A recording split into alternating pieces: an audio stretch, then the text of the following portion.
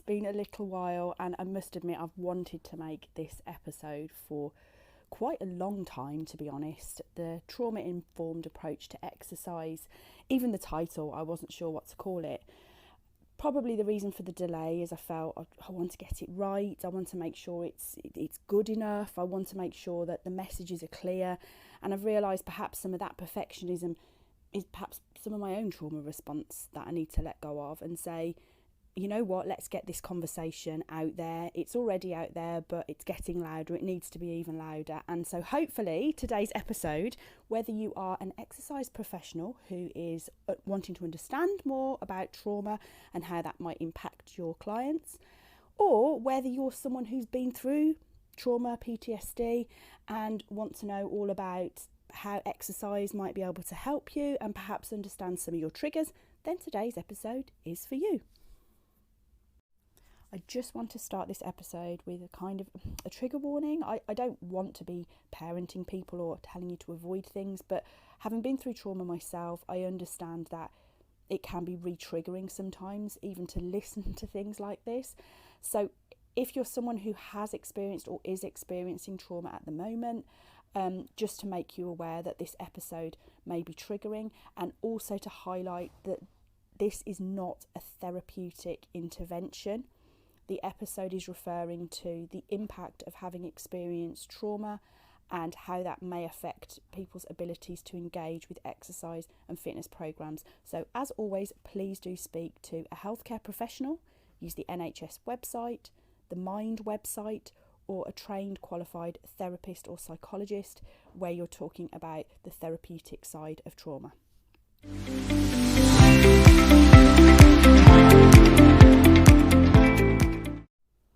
I should begin by first of all defining what do we mean by trauma. The NHS Borders has a really good explanation. What is a traumatic event? A traumatic event is one that is unusual and unexpected and that causes deep distress to a person. It could be fire, an accident, a robbery, a burglary, an attack, being witness to a death. It could be large scale, such as a major disaster involving many people. It could be a personal event involving you, your friends or family. It is not the size of the traumatic event that affects a person. It is what they think about what happened and what it means to them. This is a very personal thing. People react to traumatic events in different ways. So it goes on to say that people might react to a traumatic event by re-experiencing the trauma in the mind, avoiding things associated with or relating to the trauma, and feeling more tense, irritable or alert than usual. So people may also re-experience the trauma. They may have unwanted pictures or images in mind, and they may have upsetting dreams about trauma or other things, and may avoid things that relate to the trauma, perhaps feel more tense, irritable and alert. So reactions to trauma can affect people in a number of ways. How we feel, the way the body works, the way we behave, and the way we think. These are really key things to understand, because whether you're an exercise professional working with a client or a client who's seeking out an exercise professional, you will be looking to some extent to change your current behaviours. Now, I do have a whole other view on those things, but I'll save that for now, in terms of length of time it takes to change behaviour and some of the promises that are being made by fitness professionals at the moment. But I will deal with that in another episode aside. I think it's really important to find a good match. So if you are someone who's experienced life trauma, you want to know that you're going to a safe space with someone who's going to understand and support you to reach your goals. If you're an exercise professional, you want to know that you are able to work with someone. You have the capacity, you have the skill, and it's no good just claiming to be trauma informed without really understanding what that means, because that could cause significant damage to a person through re-traumatizing them. And I think it's perfectly okay to say, actually, I'm not able to work with you, but I know somebody who is. And in that case, it's having somewhere to signpost that person to. As professionals, it strengthens us where we stick to our boundaries and understand who we can support and how we can support them. So I just want to make that point. How many people are we talking about that have been through trauma? This is a really important thing to understand before we start the episode, because I think it can be easy to dismiss it and to say, okay, well, it might not be many people, so I don't really need to be worried about it. Well, according to the NHS website, post-traumatic stress disorder is estimated to affect about 1 in every 3 people who have a traumatic experience, but it's not clear exactly why some people develop the condition and others do not. According to mentalhealth.org.uk, around 1 in 3 adults report having experienced at least one traumatic event.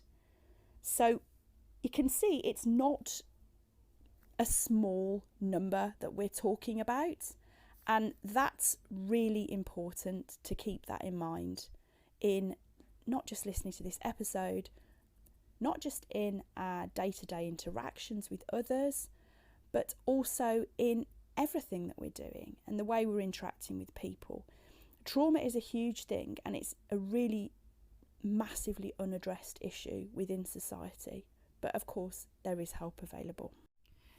I have written a blog post called PTSD and Exercise, so I'm going to put the link to this in the episode description instead of read out all of the things that I've written about in the blog post. But please do take a look at it, because it does allude to research in the area. We know that research is ongoing, and also the wonderful Bessel van der Kolk is mentioned there. The book The Body Keeps the Score, I do recommend reading that if you haven't done so already, but I will also put that into the episode description. I think it's helpful for me to start by saying what has brought this topic onto my radar. Well, I should say trauma is huge. Many people experience trauma in a lifespan, and our responses to that will completely vary, but there are some things that are common for people who have experienced trauma.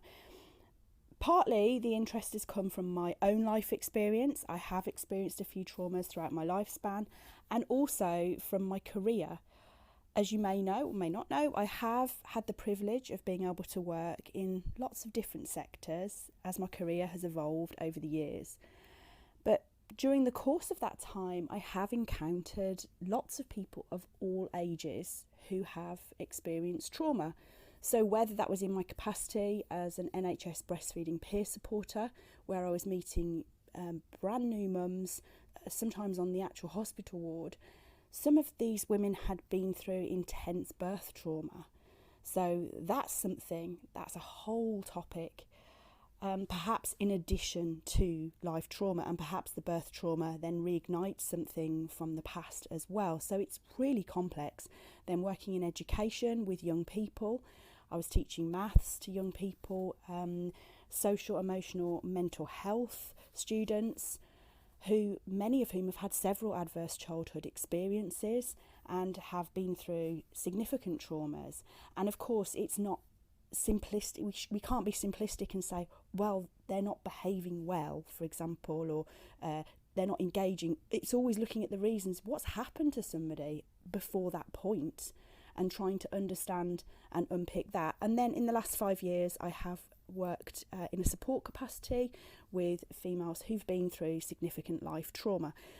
However, I just want to say that I am not a therapist, I am not a psychologist, and it's very important for us to understand the boundaries of our practice. So for me as a personal trainer, I have completed additional CPD, a trauma-informed approach to exercise, which has helped to inform my practice. But as with anything, Where the boundary ends, that is time to say, okay, we know how to signpost people on to other practitioners who are qualified in this field. So it's really important to begin by saying, as personal trainers, unless you're already a qualified therapist or psychologist, which of course you might be, you might have retrained in either capacity, but unless of that, then we can't aim to be giving any kind of therapy to our clients.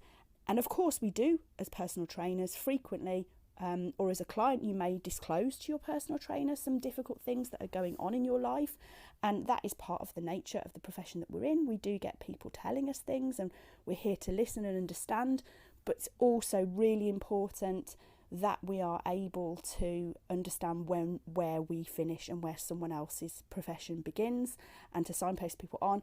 And I think it's also really important, not only should we have a first aid qualification, or your personal trainer really ought to have a first aid qualification, resuscitation, etc. But I think mental health first aid is absolutely essential for anyone working with people. Whilst it won't necessarily flag up issues, and of course we're not here to be accountable for other people, it can help to inform practice in a way that ensures that we are noticing things and understanding what people's challenges and what people's barriers might be, which can also help in the way that we're communicating with clients. If you're a client seeking out a personal trainer, and if you have been through trauma, I would highly recommend that you seek out someone who is trauma informed. So how can trauma impact on someone's ability to exercise and to make changes? Well, it can significantly impact.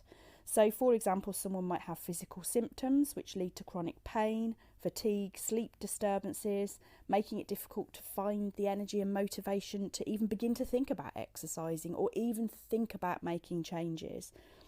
There could be emotional barriers, so feelings of anxiety, fear and hypervigilance, which means we're on high alert, which can make exercise feel overwhelming or triggering. For some people, doing high intensity exercise or even pulse raising can mimic the impact that their body felt when they were experiencing trauma. So you can see that exercise itself, especially not done in a safe space with someone who's trauma informed, can become a trigger. Also, avoidance behaviours. So trauma survivors may avoid activities that remind them of the traumatic event, which again can include exercise or going and visiting specific places or being with certain groups of people, or being in mixed sex spaces. For example, some people who've survived trauma need a single sex space to feel safe. There's all sorts of areas that this can open up that make things challenging. The other thing about trauma as well is we all have coping mechanisms. We all develop coping mechanisms to get through things, and a lot of time what can happen if people have experienced trauma, they potentially have adapted to that by using coping mechanisms which will get them through the day, through the hour, through the life. But what happens is many times the coping mechanisms are actually damaging, and they're certainly counterintuitive to leading a healthy, fulfilling and long life. But we must understand that people have mechanisms in place because they were there for survival, which is why, and I'll talk about a little bit later on, some of the standard blanket one-size-fits-all approaches by the fitness sector can actually be really damaging and harmful to people who've been through trauma and can lead to disengagement. So what can you do if you've been through trauma and you really want to start making changes and you want to start taking exercise or even start a fitness program? The very first thing I would say, I repeat again, is to work with a trauma-informed exercise instructor. You know from the start that that person has an understanding and is able to create a safe space for you. It's worth considering starting slowly, so gentle, low-impact activities like walking or yoga. Listen to your body, so you must pay attention to your physical and emotional limits and adjust your workout accordingly. And setting realistic goals. So this is where, and I alluded to it earlier, some of these quick fix programs potentially consider the impact of entering into something that may be quite quick and intensive, whether you feel ready for it, and more than that, whether it's going to be something that you can sustain. It can be better to set small, achievable goals and to review those goals. So you may have heard the acronym SMART: specific, measurable, achievable, realistic, and time-bound. When we're setting goals, if we apply that to our goals and make sure I'm going to go for a walk, I'm going to go for a 10-minute walk 3 days this week after lunch on Monday, Tuesday and Thursday. I know it's possible because I have the time on those days to do it, and it's realistic and it will benefit my health. Am I going to review it? Yes, I'll review it in a week and see whether it happened or not. Oh, okay, it didn't happen on Tuesday, it was raining and I didn't fancy going out. So do we have for the next week a different plan? Is there something else you can do if it's raining, etc.? Now, the reason I talk about this is because, especially when we have been through trauma, it's possible that we can forget to be kind to ourselves, and failure is not something that we want to be quickly entering into, because it can feel so devastating. So sometimes it feels better not to try. But I remember when I was teaching, and if you think of the word fail, the acronym first attempt in learning, it's so true. This is how we learn. We learn, and it's not failure, it's learning. It's going through a process and saying, why didn't this work for me this week? Oh yeah, that's why it didn't work. Okay, I'll try it again. Instead of, oh, that didn't work because I can't do it. That didn't work because I'm useless. Well, I didn't think I could do it. Well, it doesn't surprise me, it's never worked. Remembering to talk to ourselves in a kind way and to review and address the barriers. And if it's not the right time, if you're trying to make too many changes, or changes at a time when you just don't feel like you've dealt with the things that need to be dealt with, that is definitely the time to talk to a professional. Go and speak to your GP, have a look on the NHS website, have a look on the Mind website, and see whether you can get that extra support. There's no weakness in asking for support, it's a strength, and there is trauma support out there. There are therapists who are able to help you. So it's about being ready as well, and understanding when is the right time. But equally, delaying can be a way to feel safe, because obviously making changes can be triggering. So it's about trying to understand ourselves as well. For exercise instructors, so it's really important to create a safe and welcoming environment. This helps to foster a sense of trust and understanding. There are several ways we can do that, but of course offering somebody the opportunity to come and meet with you before a class begins, offering somebody the chance to come and see where a class takes place, even having photographs of the room where your classes are held available on your website, and clear instructions about how to get there, where to park, etc. These things may seem like common sense, but honestly, it's not always done. It's not always clear for people how to access something, how to get to a space, who's going to be there on average, how busy is it, what can they expect, how many people attend the class. All of these details can really, really help somebody to feel safe. Using trauma-informed language, being mindful of your word choices. I am often internally screaming when I see the fitness industry, some of the things that are put out there on social media can be incredibly shaming for people who are going through trauma. Even some why do my clients always eat really well all week and then don't eat well at the weekend? Well, maybe it's because you're asking too much of them in the week. It's not always on the client. Maybe it's because the client is trying to cope with something. It's not funny. It may put people off. It may be a deterrent for someone. Posting shaming memes upon social media, it's not okay.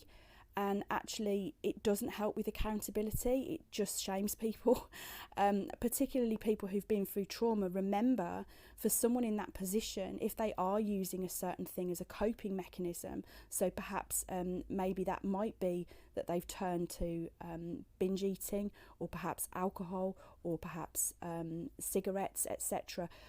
the best way that we can work and support our clients is by taking a gentle approach, making sure that people have the information, making sure that people have the space to be able to make the changes, and also that they are supported and signposted on to other local services which may be able to help to remove those barriers.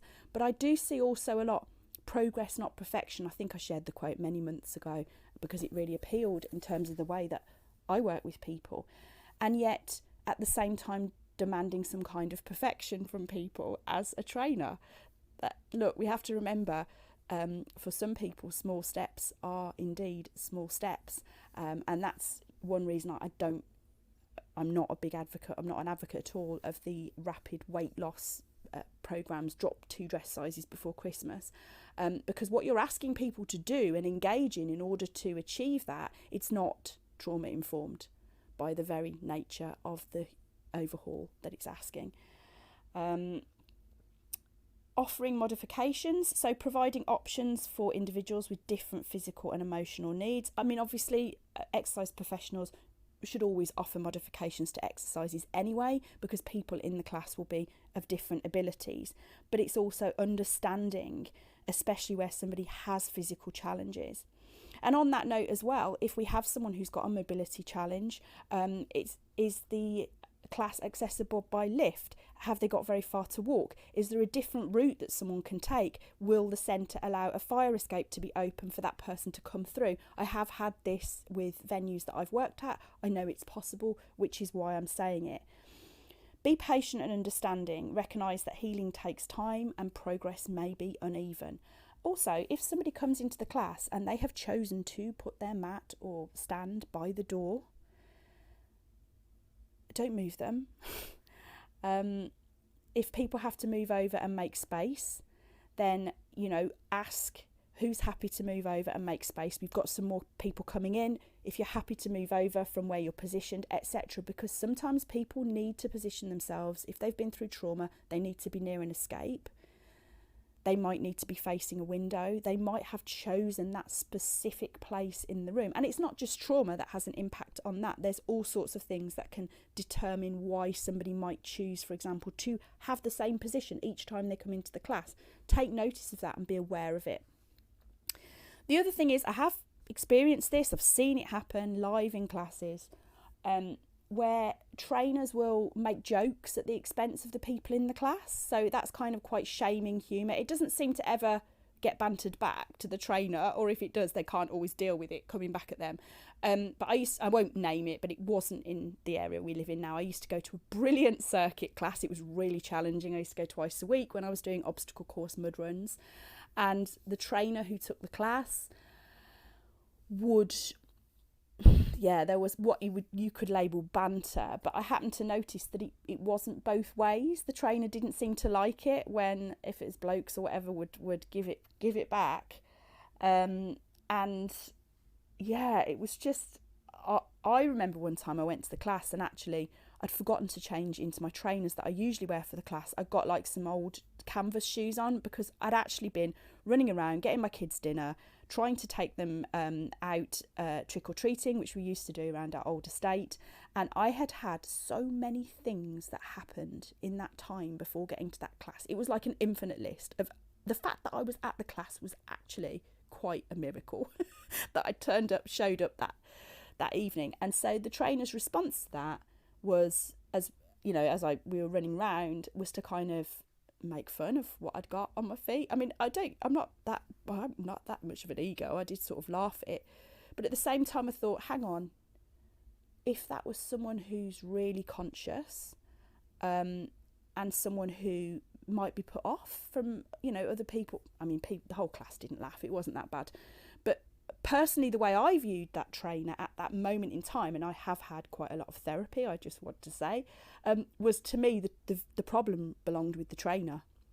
And I think in my head I probably said a swear word about him and thought, well, clearly he doesn't understand what a juggle life can be, and carried on running around. But someone else might internalise that and think, yeah, actually, oh gosh. So I think just be really, really careful about the kind of humour that's being bandied around and how that might be received. I'm not saying don't have a sense of humour, but any trainer who's trauma informed who's listening to this will understand exactly what I'm talking about. And as I said earlier, if you're someone who you can't work with people who've been through trauma, be honest and say that, because it's far better to be honest than to try and do something and end up causing more of an issue. As we've already said, collaborating with mental health professionals. I've probably made this point 100 times, but it's really important to know therapists and counsellors in the area. So as a trainer, I'm able to signpost people, or more broadly, to areas of support, such as the charities, the NHS, etc. But I think that's just key. It's just an absolute key thing. We're looking at a holistic approach, and in taking a holistic approach, let's be holistic. Let's really understand what's going on in that person's life that's creating the barriers to change. And instead of shaming, mocking, or putting too much pressure on someone, let's try and uncover some of those factors, and perhaps let's aim for the smaller changes that will be sustainable and not triggering to a person. But of course, every person is different. I wouldn't sit here and claim to say that I know how to work with every single person that's been through trauma. But what I do is I sit down and I take the time to listen, to understand, to observe, and to work collaboratively with that person. And that is what we need to be doing, instead of dismissing or, in worse, making somebody feel re-traumatised or re-triggered. You can find my website, Live Yourself Better, at LiveUYOU better, BETTER.biz, and you'll find links to all of my social medias on my website. See you soon.